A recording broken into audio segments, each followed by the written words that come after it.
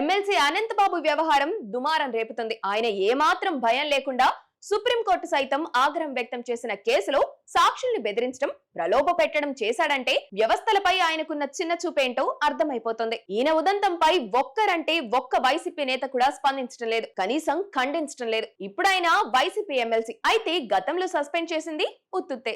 YCP నిఘంటువులో suspension అంటే party నుంచి వెలివేయడం కాదు, కేవలం ప్రజల్ని, మీడియాను మోసం చేయడానికి జారీ చేసే ఓ ఆదేశం. అనంతబాబు తన డ్రైవర్ ను చంపి డోర్ డెలివరీ చేసినప్పుడే ఆయన్ని పార్టీ సస్పెండ్ చేసింది. కానీ ఆ తర్వాత ఆయన అదే పార్టీ కార్యక్రమాల్లో కనిపించినా, నేతలతో ఫోటోలు దిగినా ఎవరూ పట్టించుకోలేదు. ఎందుకంటే వైసీపీలో సస్పెన్షన్లు అనేవి కేవలం పబ్లిక్ రిలేషన్ స్టంట్స్ మాత్రమే. వైసీపీలో నేర ప్రవృత్తి ఉన్న నేతలకు అక్కడ లైఫ్ టైం అచీవ్మెంట్ కార్డు కూడా ఉంటుంది. హత్య చేసి దొరికిపోయినప్పుడే సాక్షులను బెదిరించడం, వ్యవస్థలను మేనేజ్ చేయడం వంటి అంశాలపై సుప్రీంకోర్టు సైతం రాష్ట్ర పోలీసుల తీరును, అనంతబాబు పరపతిని చూసి విస్మయం వ్యక్తం చేసింది. పోలీసులు అధికారం మధ్య ఉన్న అపవిత్ర బంధం అని కోర్టు గట్టిగా మొట్టకాయలు వేసినా వైసీపీ నేతలకు మాత్రం నోరు పెగలడం లేదు. కనీసం ఆయన చేస్తున్న అరాచకాలను ఖండించే ప్రయత్నం కూడా చేయడం లేదు. బహుశా జగనన్నే నా ధైర్యం అని ఆయన నమ్ముతుండబట్టే ఈ పరిస్థితి వచ్చింది. ప్రస్తుతానికి అనంతబాబు అటు కోర్టుల దృష్టిలో నేరస్తుడు, ఇటు పోలీసుల దృష్టిలో